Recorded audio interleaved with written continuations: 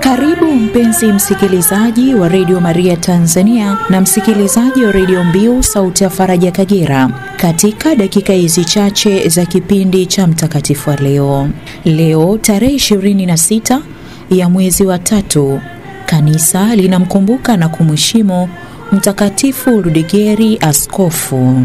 Ili kuweza kufahamu mengi zaidi kuhusu maisha ya mtakatifu huyu, tusikilize historia yake kwa ufupi.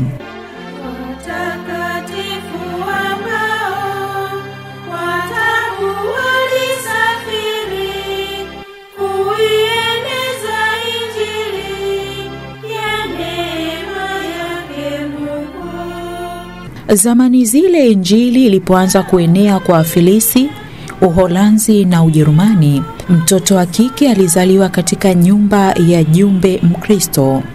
Mama wa jumbe huyo alikuwa mpagani.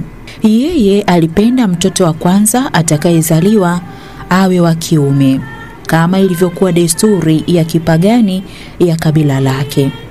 Mama huyo aliamuru huyo mtoto wa kike atoswe majini. Mtumwa alipokuwa karibu kumtosa majini, mara mama mmoja alipita pale, akamhurumia, akamchukua huyo mtoto. Alimlisha asali mpaka akawa mkubwa. Msichana maskini huyo aliyekuwa karibu kutoswa majini ndiye mama wa Mtakatifu Ludegeri. Ludegeri alizaliwa mwaka 744.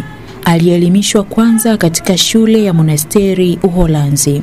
Mtakatifu Gregori alikuwa mwalimu wake, na Ludegeri aliandika masimulizi ya maisha yake. Asemavyo yeye, katika shule hiyo mlikuwa na wanafunzi wa makabila mbalimbali: Wafranki, Waingereza, Wafirisia, Wasakison, Waseuvi na makabila mengine. Kutoka Utrenchi alienda Uingereza, na huko alipewa daraja la ushemasi. Ndiko alikofuata masomo ya mashauri. Aliporudi Uholanzi kama shemasi mwaka 775, kwanza aliendelea na kazi ya Mtakatifu Leboini aliyejenga kanisa la kwanza mjini Deventer na aliyefariki mwaka 773. Halafu akahamia mji wa Dolkum, na kutoka huko aliwahubiria Injili watu wa Frisia.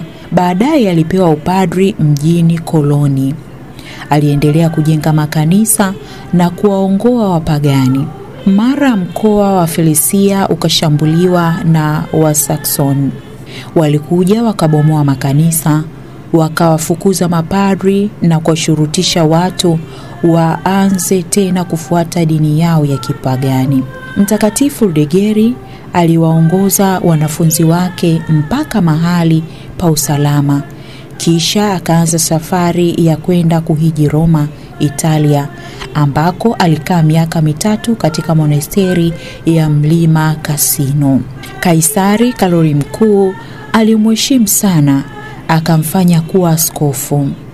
Kaisari alitoa amri kuwa wapagani aliowashinda vitani lazima wafundishwe dini na wabatizwe.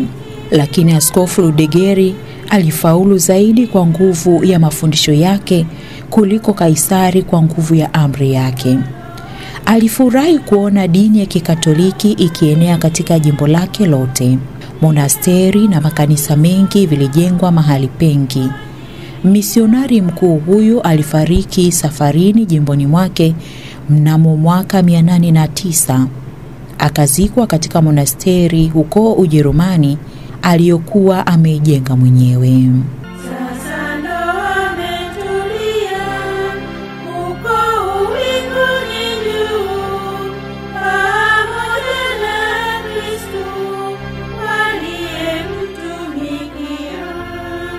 Radio Maria Tanzania na Radio Mbiu Sauti ya Faraja Kagera inawatakia heri sana wale wote wanaoadhimisha sikukuu ya somo na mwombezi wao Mtakatifu Ludegeri askofu, tunayemkumbuka na kumheshimu siku hii ya leo.